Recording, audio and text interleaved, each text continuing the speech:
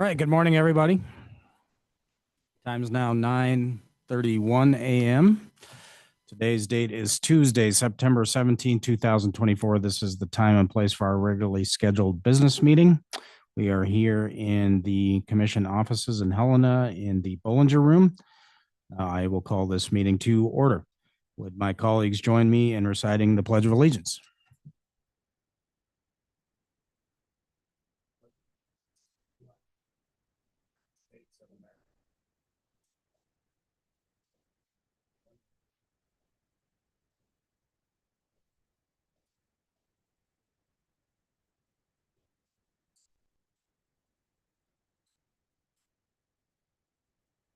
All right, thank you, colleagues.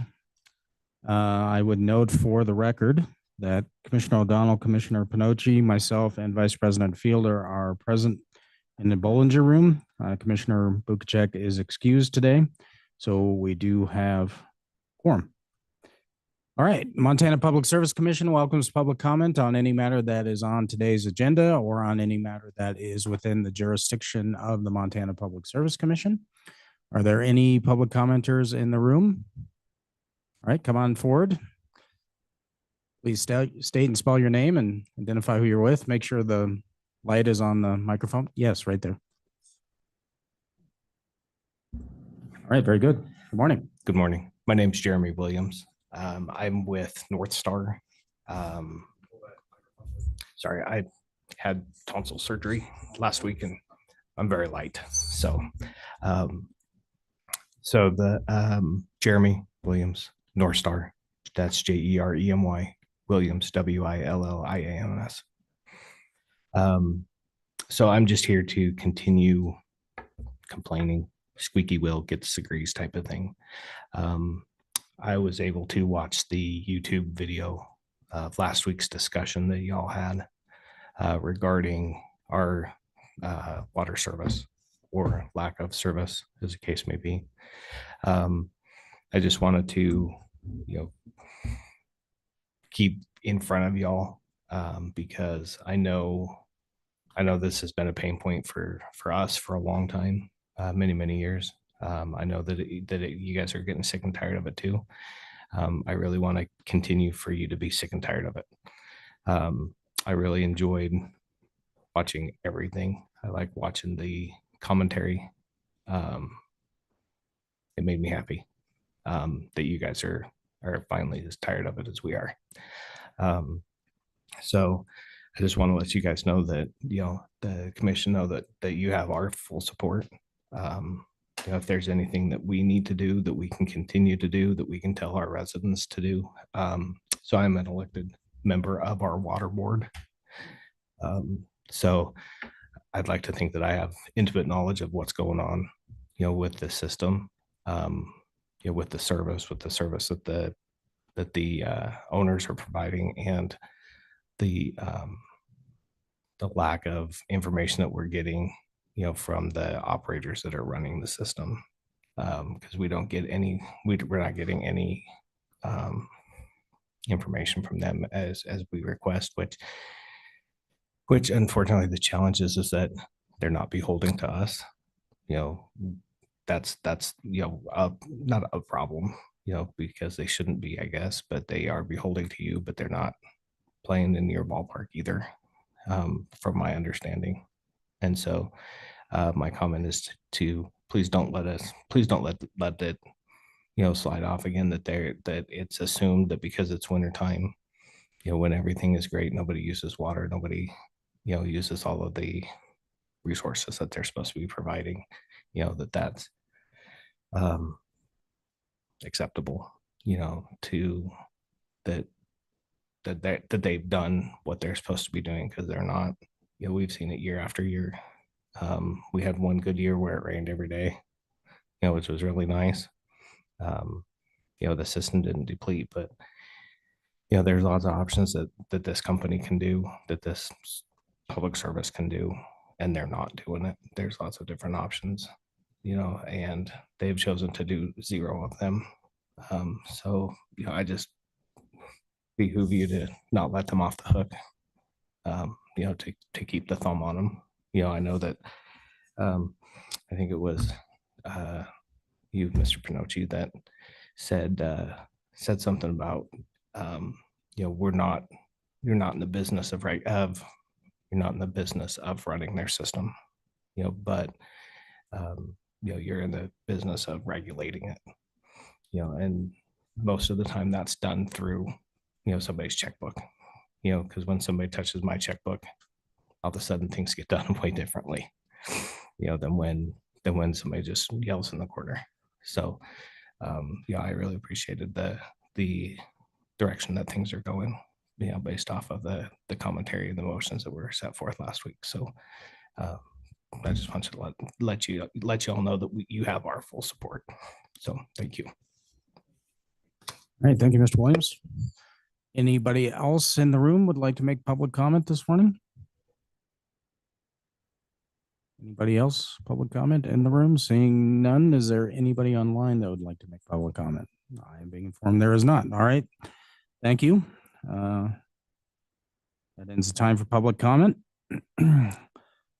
We have no changes to the agenda items this morning, so we will roll into the action items. Action items number one is approval of the commission minutes for the week of September 9, 2024. Is there a motion? Mr. President, Vice President Fielder? I move approval of the commission minutes for the week of September 9th. And I will have a correction to amend them. Okay. I will second. So we have a motion and second. Vice President Fielder? Mr. President, I'm sorry I missed this in earlier review, but we do need an amendment regarding the Blue Book section of our minutes.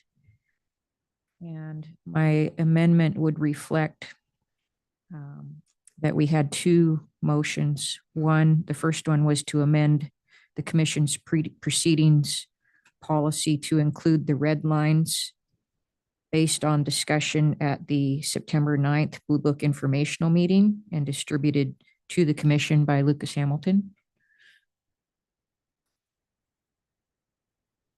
And the second amendment was to add the sentence that's described in the minutes to 223. Okay, I will second for purposes of discussion, and then I have a question for you. So, as stated by you, the minutes reflect that we amended the commission policy by adding a sentence to the end of 223, and that is correct? That is correct. That was actually the second amendment that we made to it. The first one is missing, so I'm moving to add the first amendment in that to include it in that paragraph. Okay. Additional discussion on Commissioner Fielder's amendment to amend the Blue Book portion of the minutes? Seeing none, all those in favor of the motion signify by saying aye. Aye. All those opposed signify by saying no. Seeing no opposition. All right, we're back on the minutes as amended. Any discussion?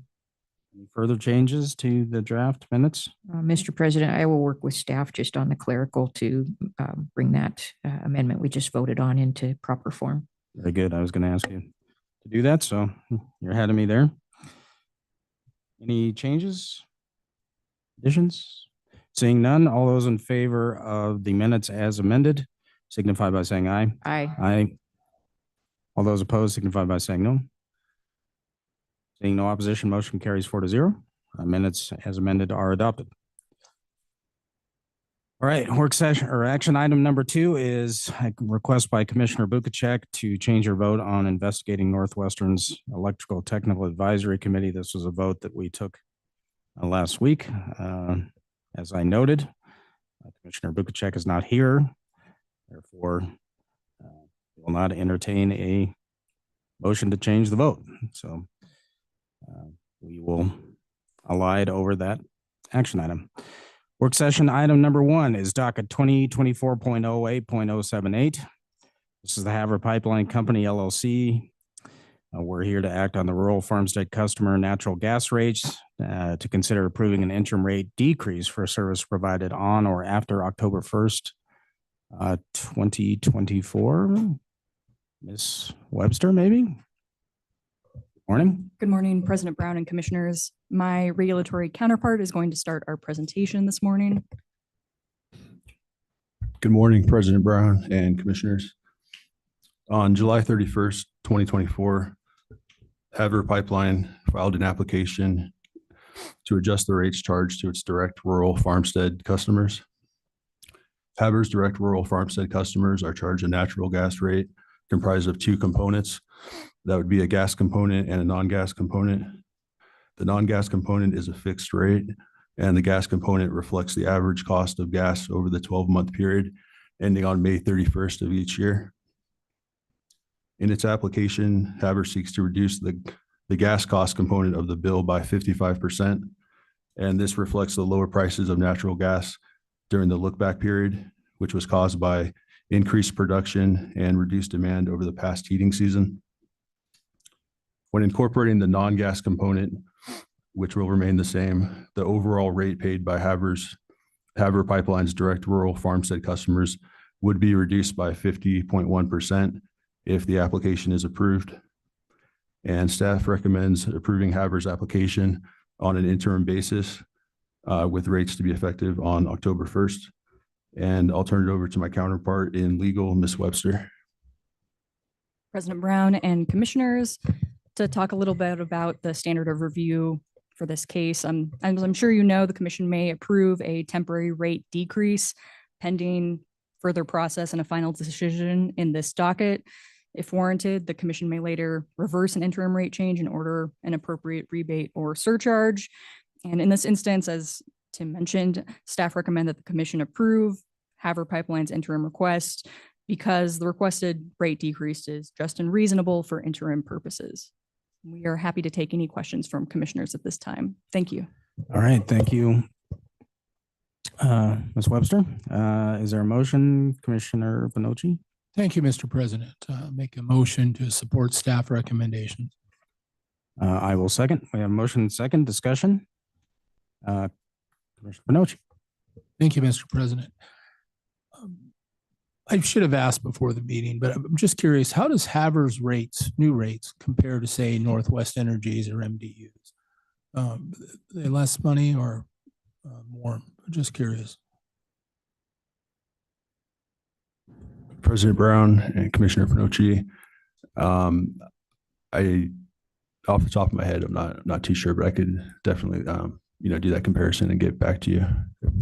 Sure. Let's say they're competitive. I'd like to let Haver know. It's always good news when rates go down, and usually press doesn't cover it in this matter. It should, because it's always great to see rates go down. So, yeah, that's good news. Thank you. Additional questions or discussion? President Brown? Vice President Fielder? Just for clarification, so this application and order before us would reduce the gas cost rate by more than 50%. Is that correct? President Brown, Vice President Fielder, that's correct. Yeah, the gas component of the bill would be reduced by 55%. And then overall, the overall bill impact, when you account for, the gas cost and the non-gas cost, that would be a little bit less, 50.1%. And thank you. And follow up. So the non-gas cost components are staying fixed, but it's just the gas, it's the commodity component that would be decreasing, but that makes up the bulk of the billing that customers are paying. Is that correct? President Brown, Vice President Fielder, that's correct. Yeah, the non-gas component is staying the same, but that is a lot smaller portion, of the overall bill impact. Follow up, Mr. President. Follow up. Have we ever seen an increase or a decrease this substantial? 50% is it's astounding and it's wonderful, but have we ever seen any fluctuation like this before? President Brown, Vice President Fielder, in my short time here, I haven't seen it. I'm not sure if Joel has seen that type of a impactful decrease. definitely a pretty major decrease. President Brown, Vice President Fielder, if I may follow up to the answer there.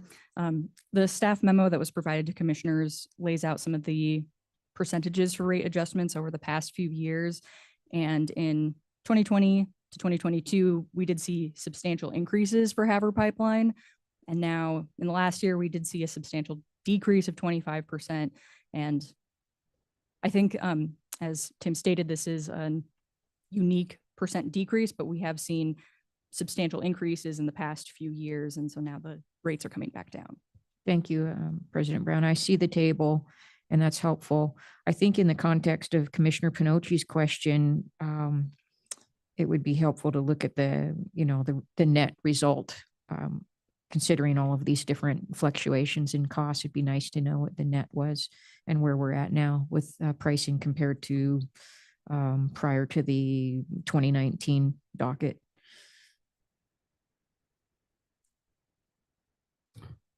Further discussion?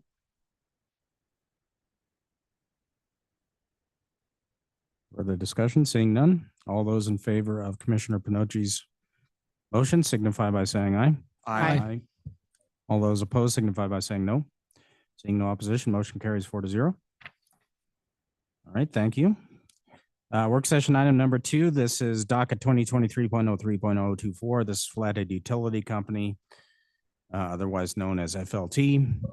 We're here to discuss the charging of unapproved and non-tariffed rates and to consider issuing an order directing FLT to reimburse its customers for overpayments arising as a result of FLT charging unapproved and non-tariff rates, and to provide the commission with an associated report and a proposed show cause as to why the commission should not pursue penalties against FLT. Mr. Fink? Good morning, President, Commissioners. As you mentioned, there is a draft order in front of you on overcharges and to show cause in docket 2023.03.024.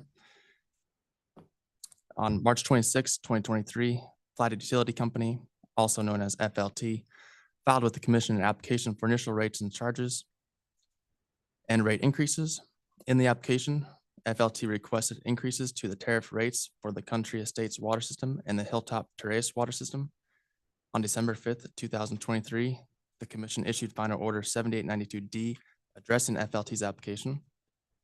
The commission approved a 17% increase to the tariff rates for the Country Estates water system and a 12% increase to the tariff rates for the Hilltop Terrace water system.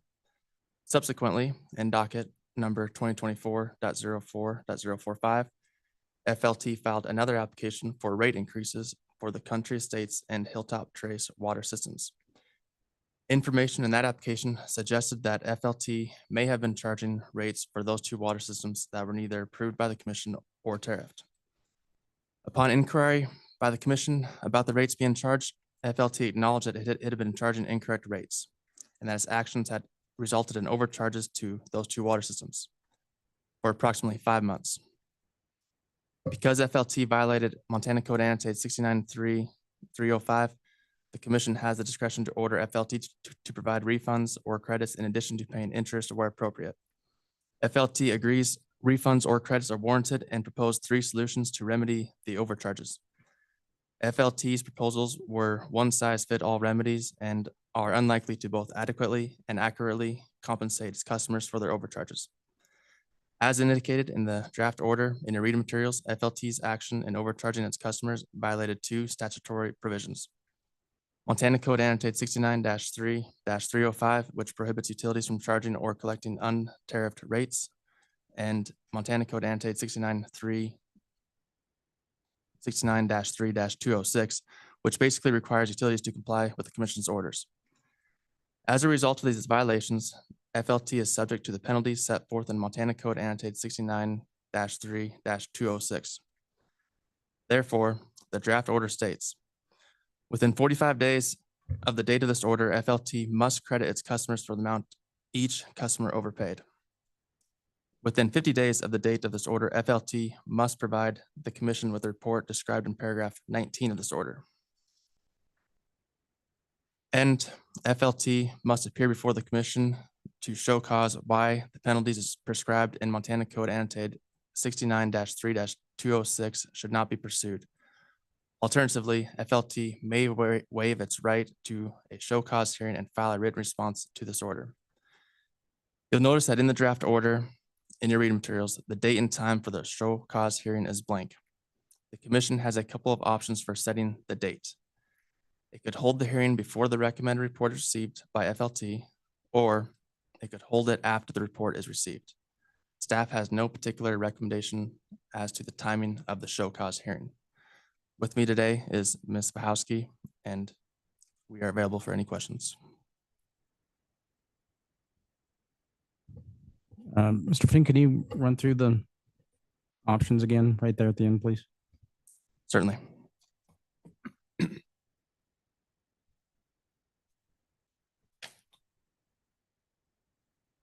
So the two options for setting the date is the commission could hold the hearing before the recommended report is received by FLT, which would provide each customer's total overcharge for the 5 months that customers are overcharged, or it could hold the hearing after the report is received from FLT.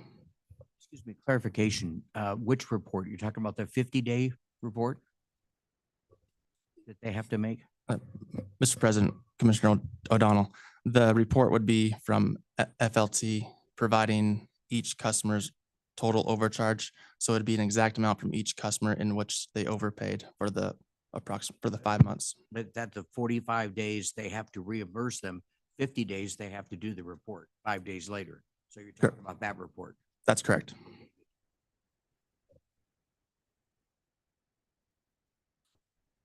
Okay, additional questions before I entertain the motion? Seeing none, Vice President Fielder. Mr. President, I move to issue the proposed order regarding docket 2023.03.024, the order on overcharges and to show cause, and authorize staff to make any necessary clerical edits to the order before its issuance. As part of that motion, are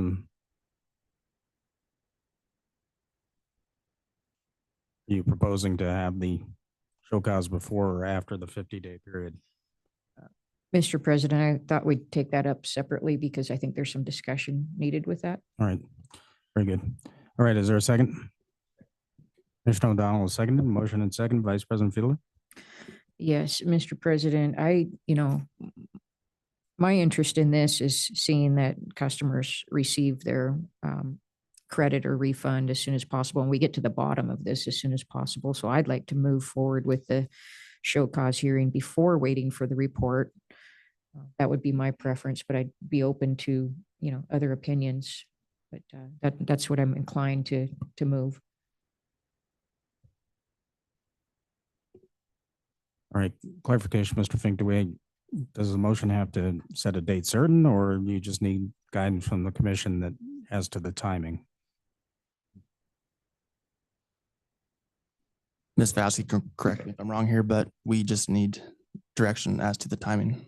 Okay. All right, I will take that as a form of motion, and then I'll second. So we have a motion to hold the hearing prior to the expiration of the 50-day report.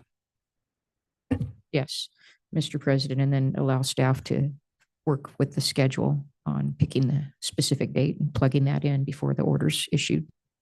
All right, very good. Commissioner O'Donnell? So what would be the effect of having the meeting before or after that 50-day?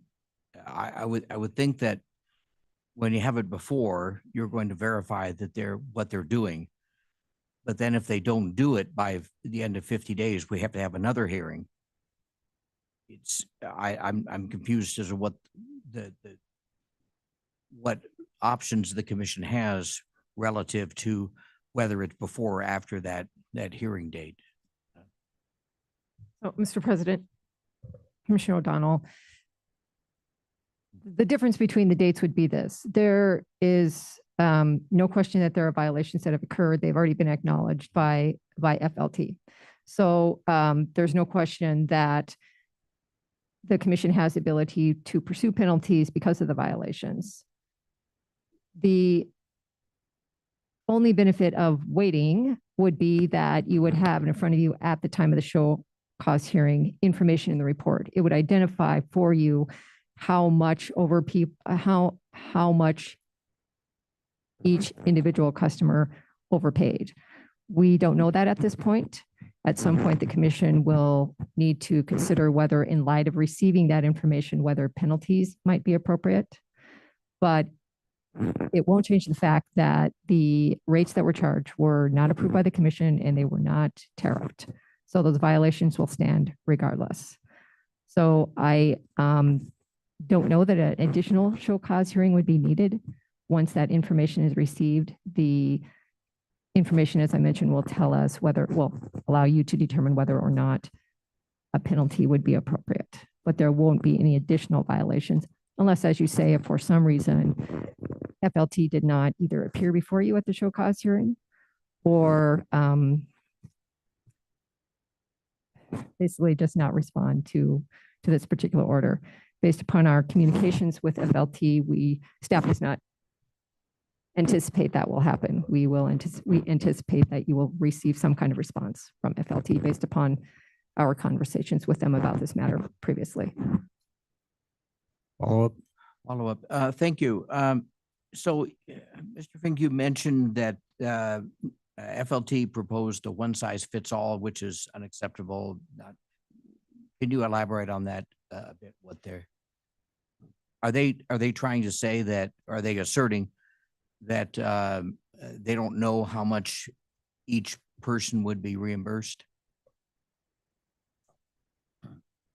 Mr. President, Commissioner O'Donnell, before Mr. Fink answers your questions, and of course, I'll allow him to that.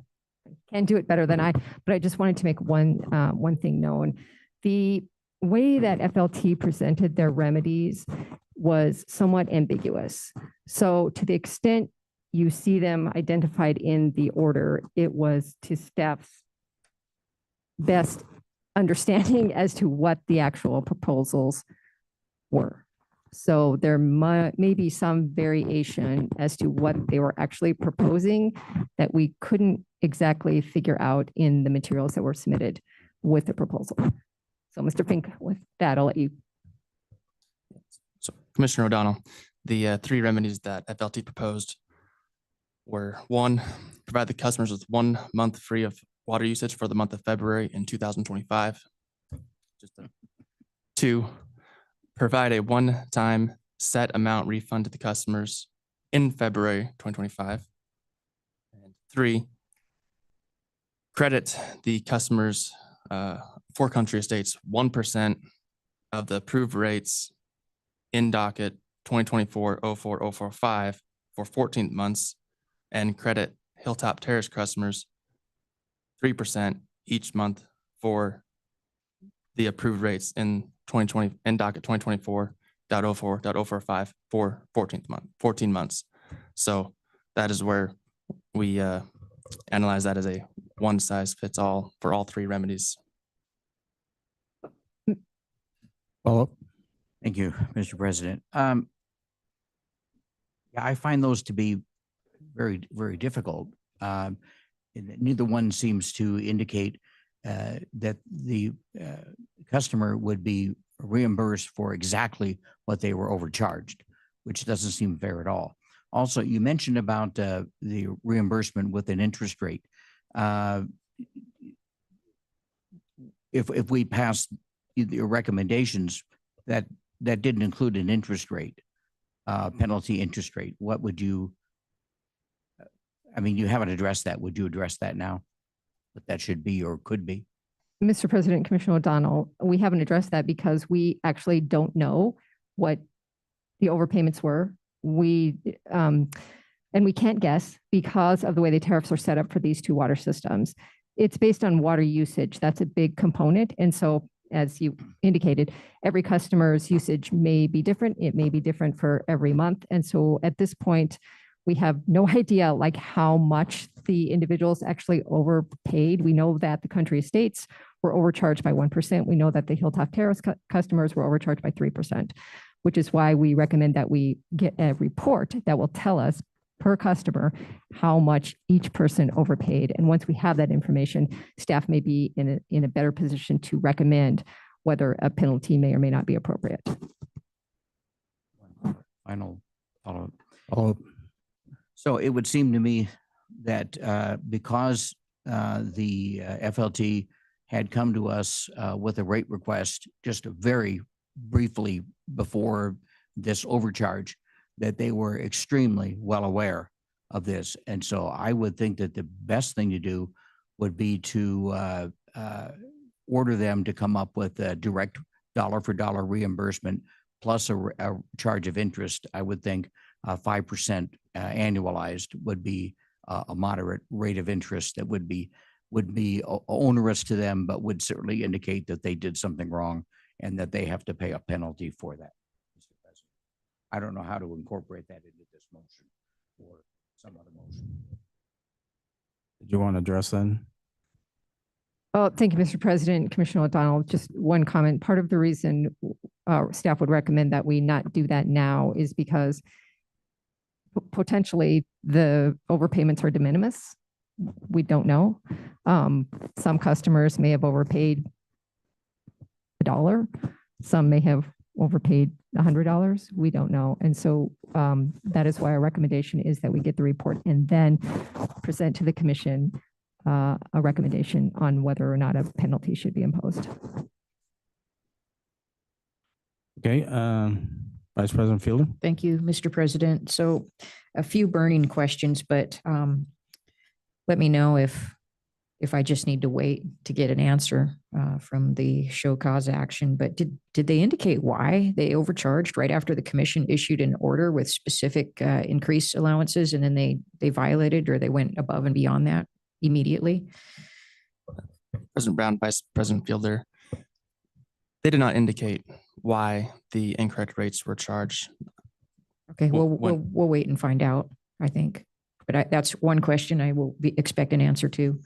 Another question I have is, regardless of the commission's order and decision, would the utility be permitted under the law to provide a free month of service or something as a apology to the customers if they so chose without commission approval, or would they need commission approval for that?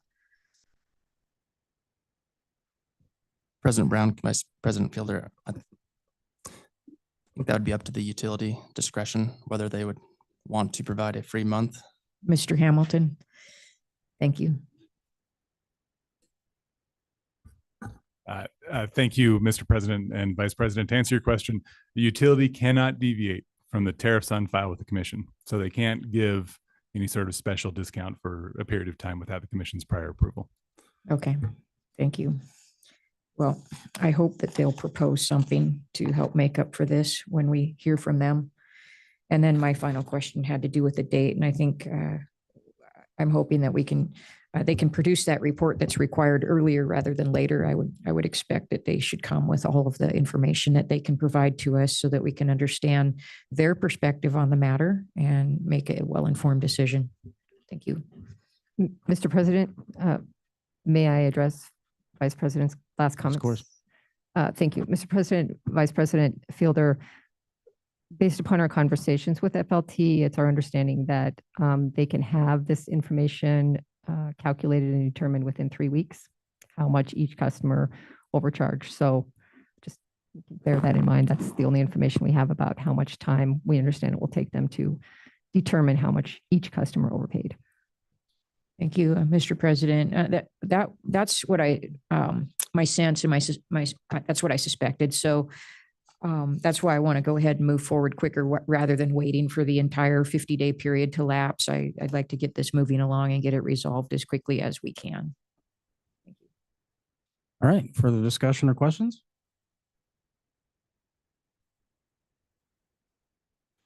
All right, seeing none, all those in favor of Vice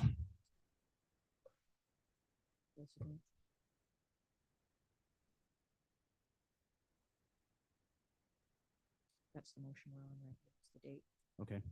All those in favor of the motion to set the show cause hearing date on the date that is prior to the expiration of the 50-day period, signify by saying aye. Aye. Aye.